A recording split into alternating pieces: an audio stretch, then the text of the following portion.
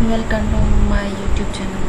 तो आज की इस वीडियो में हम एंड्रॉयड स्टूडियो के अंदर हम ये देखेंगे कि हम एंड्रॉयड स्टूडियो को यूज़ करके हम किस तरह से जो है वो अपनी फर्स्ट जो ऐप होते हैं एंड्रॉयड स्टूडियो में वो कैसे क्रिएट करते हैं।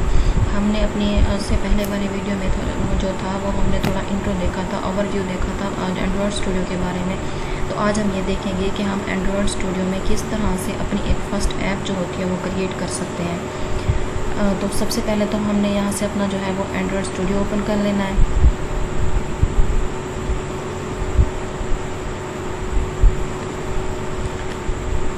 यहाँ पर हमारा जो एंड्रॉयड स्टूडियो है यहाँ पर ओपन हो रहा है।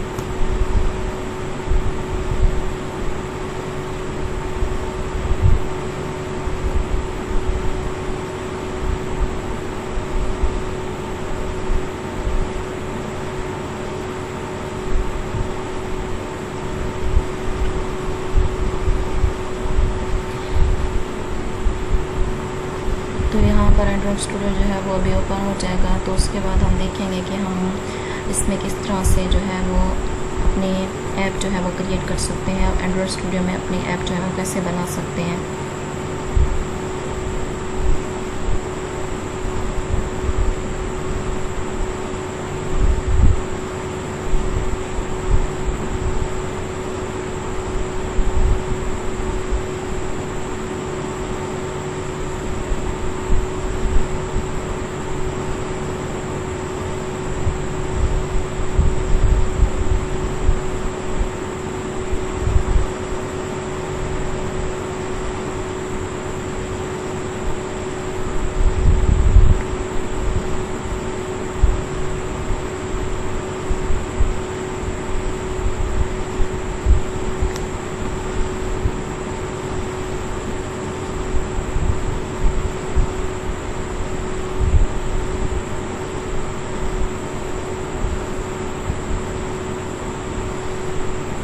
यहाँ पर थोड़ा टाइम जो है वो इस तरह से एंड्रॉयड स्टूडियो को ओपन होने में लग सकता है, तो इसमें ज़्यादा परेशान होने वाली ऐसी कोई बात नहीं है। जो हमारा यहाँ पर एंड्रॉयड स्टूडियो जो वो ओपन हो चुका है। तो जैसे ही हम अपना एंड्रॉयड स्टूडियो ओपन करते हैं तो आपके मतलब कि अगर पहले से कोई प्रोजेक्ट बना हुआ होगा तो ये सारे प्रोजेक्ट जो हैं वो यहाँ पर आपको नज़र आएंगे। तो हम आपने अपना एक नया प्रोजेक्ट जो है वो क्रिएट करना है। तो आपने यहाँ आपको सबसे ऊपर जो ये 3 ऑप्शन नज़र आ रहे हैं जिसमें प्रोजेक्ट, न्यू प्रोजेक्ट, ओपन और गेट फ्रॉम वीसी है। तो हमने यहाँ पर न्यू प्रोजेक्ट के ऊपर जो है वो क्लिक कर देना है। उसके बाद यहाँ पर ये वाला जो इंटरफेस है वो आपको नज़र आ जाएगा। तो यहाँ पर बाय डिफ़ॉल्ट जो होती है वो एक्टिविटी इसके अंदर पहले से मौजूद होती है। तो हमें जो रिक्वायर्ड होती है वो होती है इम्पटी एक्टिविटी। हमने इम्पटी एक्टिविटी को सिलेक्ट कर लेना है। यहाँ से देखिए मैंने जैसे ही यहाँ पर इम्पटी एक्टिविटी को सिलेक्ट किया है तो यहाँ पर फ़ोन और टैबलेट का ऑप्शन आ गया। भाई ये एक्टिविटी जो है इसके अंदर रन हो जाएगी। तो इसके बाद हमने इसको क्या कर देना है, इम्पटी एक्टिविटी को सिलेक्ट करना है। उसके बाद इसको नेक्स्ट कर देना है। तो यहाँ पर आ गया नेम।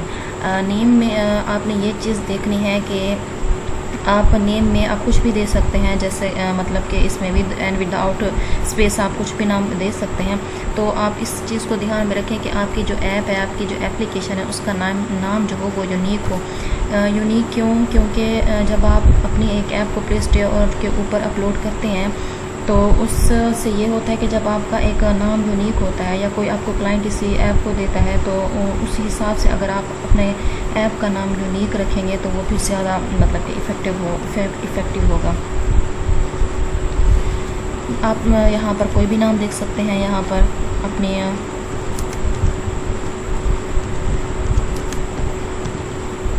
उसके बाद आ गया पैकेज नेम।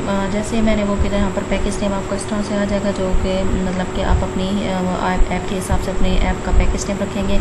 उसके बाद लोकेशन में अगर हम इस चीज़ का आप ज़्यादा वो करें कि आपकी जो ऐप है वो मतलब कि सी ड्राइव है किसके अंदर जो है ऐप वो यहाँ पर लोकेशन आ गई। उसके बाद लैंग्वेज आ गया जो कि मतलब मोस्ट इम्पोर्टेंट है।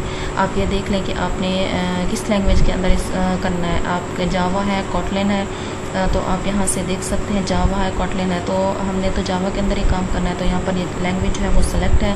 देन उसके बाद जो है मिनिमम एसटीके है। मिनिमम एसटीके जो है APK 24 एंड्रॉयड 7 ये यहाँ पर सही है। उसके बाद आपने इस तरह से यहाँ इसको फिनिश कर देना है।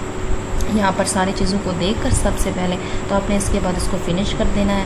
तो जैसे ही हमने फिनिश किया तो हमारा प्रोजेक्ट जो है ये देखें यहाँ पर बिल्ड हो गया। बिल्ड होने के बाद जो है हमारे लेफ़्ट साइड्स पे हैं जो है वो सारे फोल्डर्स जो हैं वो मतलब कि आहिस्ता आहिस्ता से ओपन होना शुरू हो जाएंगे।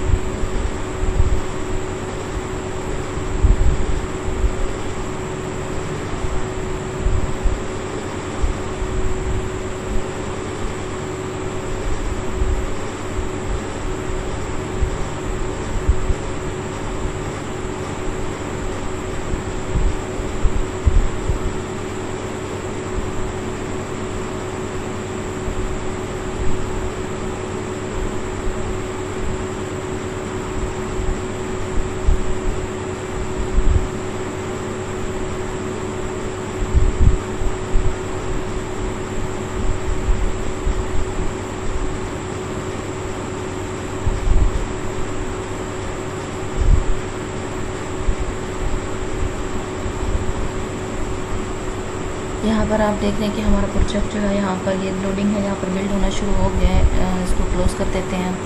ये जैसे ही होगा तो यहाँ हमारे जो लेफ़्ट साइड पे फोल्डर्स हैं सारे वो यहाँ से ओपन होना शुरू हो जाएंगे। अब आप देख रहे हैं कि यहाँ पर जो हमारे फोल्डर्स थे वो यहाँ पर मीन्स के सारे जो हमारे जो लेफ़्ट साइड पे थे वो जो ओपन होना शुरू हो गए हैं। तो हम यहाँ पर हमारी जो होती हैं ये मेन एक्टिविटी जावा वो बाय डिफ़ॉल्ट पहले से मौजूद होती है। तो हम यहाँ पर अपनी एक्टिविटी जो मेन एक्सएमएल है इसके अंदर जाते हैं और देखते हैं। अब जैसे इसको ओपन करेंगे तो ये इस तरह से जो है वो इंटरफेस ओपन हो जाएगा।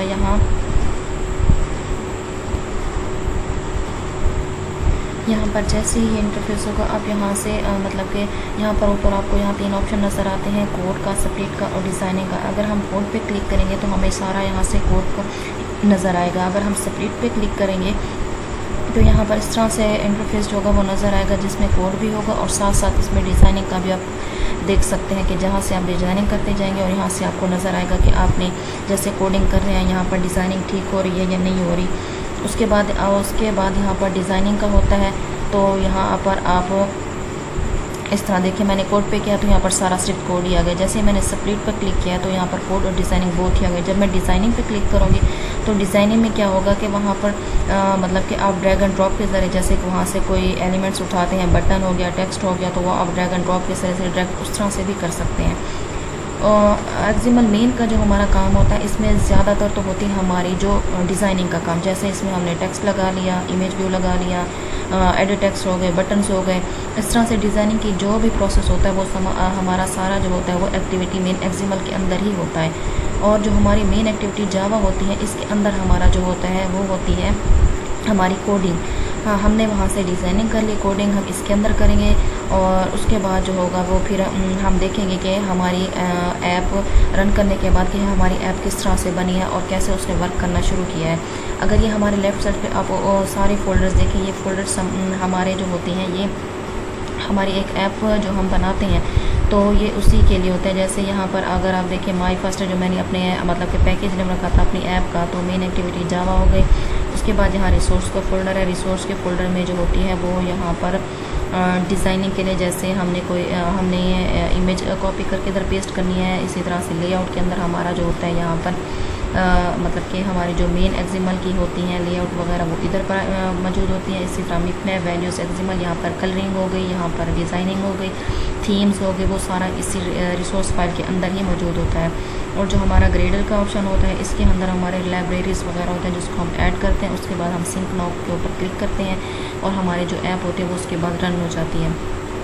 तो आई होप सो कि आपके लिए ये जो वीडियो होगी वो इन्फॉर्मेटिव होगी। आपको इस तरह से ये अंदाज़ा हुआ होगा कि हम अपनी जो पहली ऐप होती है एंड्रॉयड स्टूडियो के अंदर उसको हम किस तरह से क्रिएट कर सकते हैं और उसके बाद हम उस पर किस तरह से वर्क कर सकते हैं। आई होप सो कि आपको वीडियो अच्छी लगी हो। Thank you.